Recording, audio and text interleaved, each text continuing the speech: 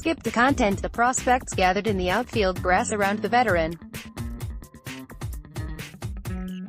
for more than an hour Wednesday. As the rest of the Cincinnati Reds filtered into their clubhouse, a few young players received a tutorial on the path to big league success.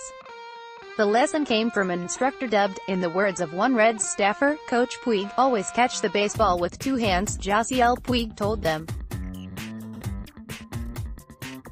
"Never overthrow the cutoff man. Always run hard when you leave the dugout to play the field. And never, ever, try to mimic Puig's own violation of these rules. I told the kids, do the right thing," Puig said. "Catch the ball with two hands, don't do the same thing I do, because I catch the ball with one hand. That's me." Puig listed a few of the other former All-Stars assembled on the Reds roster. "They need to take the good things that Puig does, Joey Votto does, Matt Kemp. Don't look into the bad things that we do. Because everybody does bad things in baseball, and bad things in life." The good and bad of Yasiel Puig, the Tempest who captivated Dodgers fans and exasperated Dodgers officials, now resides in the National League Central with the Reds.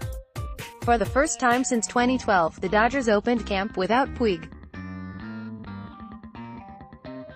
He had already arrived at his new home, a week earlier than position players were expected, along with the three other former Dodgers dealt in December. The departure of Puig may still sting among the faithful in Los Angeles. Puig indicated he has moved on. He hopes to revive the Reds after 4 last-place seasons. Freed from his platoon role with the Dodgers, one assigned because of paltry production against left-handed pitchers, he expects to start in right field on a daily basis. He aims to thrive. "I'm supposed to play every day," Puig said. "All my teammates know, my coaches know, and everybody knows when I play every day, and I have more opportunities, I can do what I do, and what I'm supposed to do. Like I do in the playoffs and the World Series. But I'm not the manager. I don't make the decisions. I can't do nothing about that." Puig indicated he bore no ill will toward manager Dave Roberts or the analytically driven front office of Andrew Friedman. But he could not resist offering a reminder about who cranked the Titanic home run off Boston Red Sox pitcher Eduardo Rodriguez in Game 4 of the World Series. "I played good in the playoffs when I had my opportunities to face lefties," he said. "I was hitting bombs in the World Series facing left-handed pitchers. Yeah, he's a lefty. I hit a bomb. But I don't make the decision who plays or doesn't play. Those decisions will be less complicated in Cincinnati. The Reds lack the depth of the Dodgers, who mind the entirety of their roster. Cincinnati appears willing to gamble on the health and consistency of Puig as he joins a lineup that includes Votto, a .311 career hitter, All-Star second baseman Scooter Gennett and All-Star third baseman Eugenio Suarez. The arrival of Puig generated excitement for a comatose franchise. Cincinnati won 67 games in 2018, 68 in the 2 prior seasons and 64 the year before that. The losing sapped the organization's morale, explained general manager Nick Krall. They could no longer abide being wretched.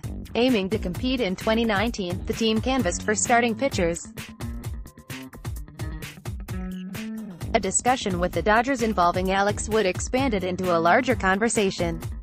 As Puig's name entered the talks, Krall tapped a knowledgeable resource inside his organization. In November, the Reds had hired Turner Ward, the Dodgers' hitting coach for the previous 3 seasons and the recipient of countless smooches from Puig. During his tenure with the Dodgers, Puig often clashed with coaches. He formed a more cuddly bond with Ward, who vouched for Puig to his new employers. Cincinnati Reds right fielder Yasiel Puig poses for a photograph with young athletes at the Reds Youth Academy on Jan. 30. John Minchillo, Associated Press. "Me and Yasiel got along great," Ward said. "I think he's a very exciting player. I think he still hasn't reached his potential. Of course I would want his presence and his excitement and his ability over here." Krall downplayed any concern about Puig's behavior in the clubhouse. He cited Cincinnati's experience with pitcher Matt Harvey last season. Harvey qualified as a distressed asset when the Reds acquired him from the New York Mets. Harvey had sparred with Mets officials over his innings limit. He arrived late to a World Series workout. The Mets suspended him when he no-showed a home game.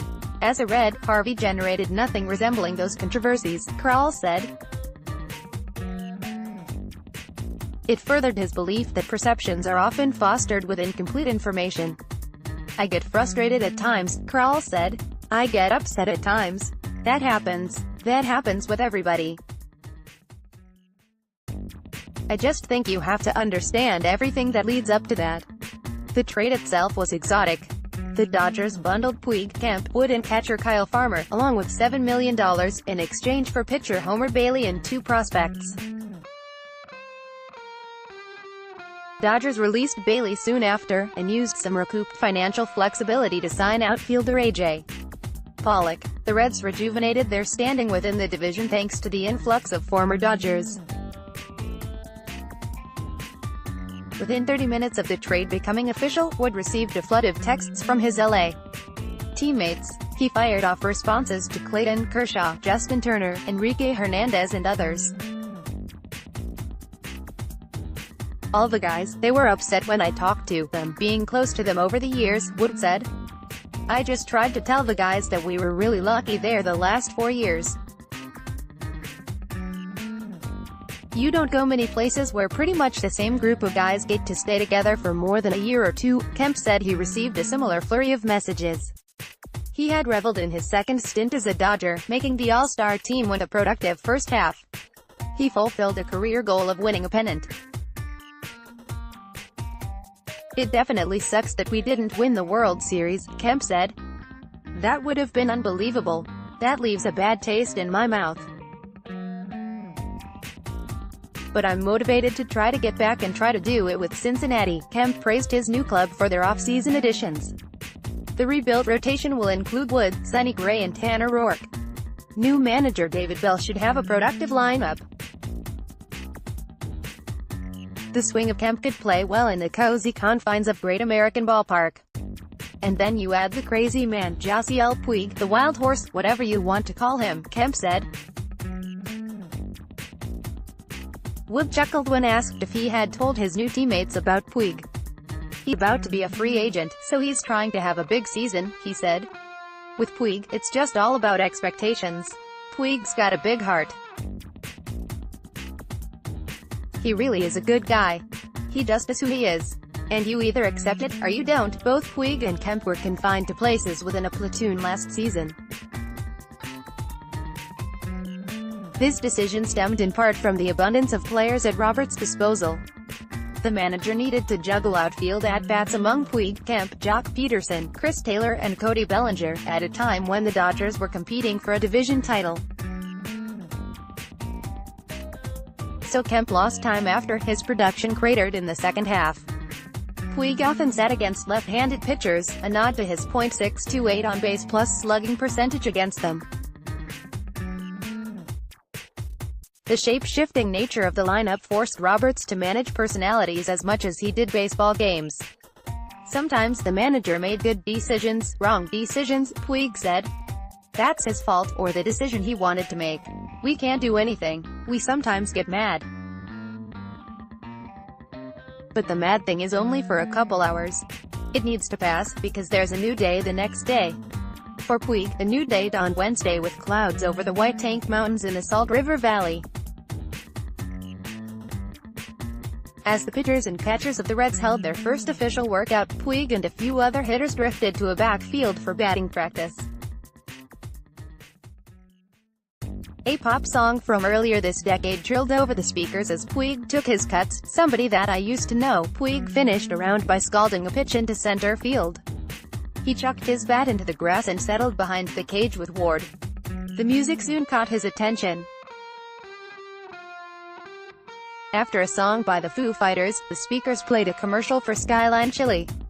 Then another for Glassdoor. Puig spun around and gawked at the ads blaring in the midst of batting practice. Come on, man, he grumbled. A few of the other Reds cracked up as Puig shook his head. He was far from Hollywood, far from the ballpark he once electrified, far from the teammates he once agitated, far from the place where he became a star.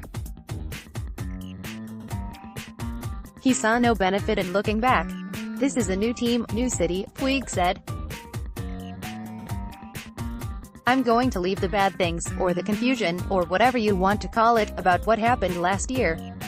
That's not going to happen this year.